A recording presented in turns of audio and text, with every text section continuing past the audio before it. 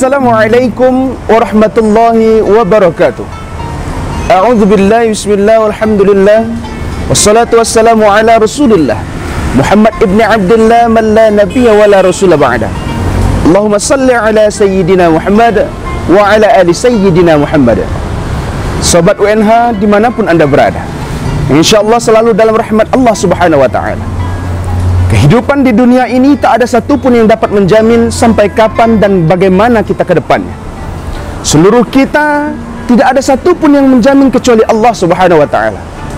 Harapan terbesar kita selaku umat Nabi Muhammad sallallahu alaihi wasallam, keinginan di dalam hati kita ketika kita sekarang mengaku cinta kepada Rasulullah, dan kelak ketika kita di yaumil akhir berharap untuk mendapatkan syafaat Rasulullah sallallahu alaihi wasallam, kita ingin bertemu dengan Rasulullah, kita ingin melihat wajah Rasulullah, dan yang paling harapan terbesar kita adalah kita ingin duduk bersamanya dalam satu majlis yang diridhai oleh Allah subhanahu wa ta'ala. Namun timbul pertanyaan besar di dalam hati kita, apakah kita semua akan mendapatkan hal tersebut? Apakah kita semua akan dapat berkumpul bersama Rasulullah? Apakah kita dapat melihat wajah Rasulullah? Sahabat UNH dimanapun anda berada, dalam satu riwayat Rasulullah menegaskan tentang tiga golongan yang kelak. Tiga golongan ini yang kelak tidak akan dapat melihat wajah Rasulullah. Ingat, kalau sudah tidak dapat melihat wajah Rasulullah, otomatis kita tidak akan bertemu dengan Rasulullah. Otomatis kita tidak akan mendapatkan syafaat Rasulullah, dan tidak ada harapan untuk kita berkumpul bersama Rasulullah di surganya Allah subhanahu wa ta'ala.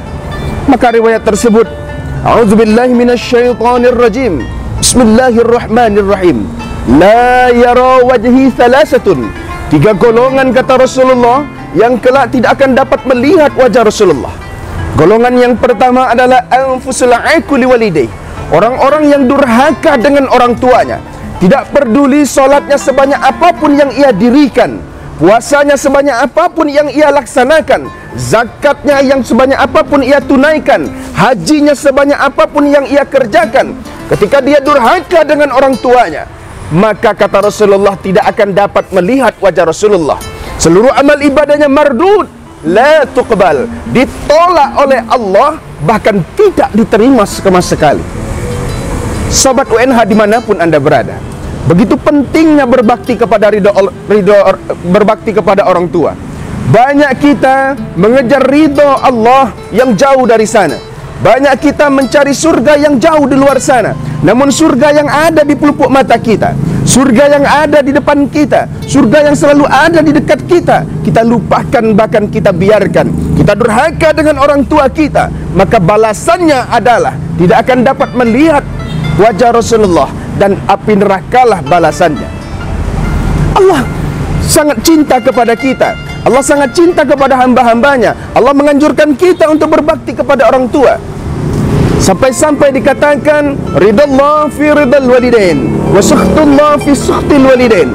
Ridha Allah itu terdapat pada ridha kedua orang tua. Begitu juga murkanya Allah terdapat kepada murka orang tua. Sobat UNH dimanapun anda berada, golongan yang pertama adalah orang-orang yang durhaka dengan orang tuanya. Adapun golongan yang kedua, watariku sunnati dalam riwayatnya, orang-orang yang meninggalkan sunnah-sunnah Rasul. Orang-orang yang dia sholat namun tidak seperti yang diajarkan Rasul. Orang-orang yang ketika dia berpuasa namun tidak seperti yang diajarkan oleh Rasul. Orang-orang yang ketika dia membayar zakat, menunaikan zakat namun tidak seperti yang diajarkan Rasul. Seluruh ibadah, amal ma'rufnya tidak seperti yang disyariatkan oleh Rasulullah sallallahu alaihi wasallam. Ia membelakangi sunnah Rasul, ia tidak mengikuti sunnah Rasul, ia tidak mentaati sunnah Rasul. Maka orang-orang yang seperti ini adalah orang-orang yang membangkang dengan perintah Rasul. Padahal jelas Rasulullah mengatakan, dalam sebuah riwayat Rasulullah mengatakan, a'udzubillahi minasyaitonir rajim, man ahya sunnati faqad ahabbani wa man ahabbani kana ma'i fil jannah. Barang siapa yang hidup, kata Rasulullah, dan menghidupkan sunnah-sunnah Rasulullah, maka dia sangat aku cintai. Dan barang siapa yang aku cintai, kata Rasulullah, maka dia akan bersamaku di dalam surganya Allah subhanahu wa ta'ala. Begitu pentingnya kita taat pada Allah dan taat pada Rasul.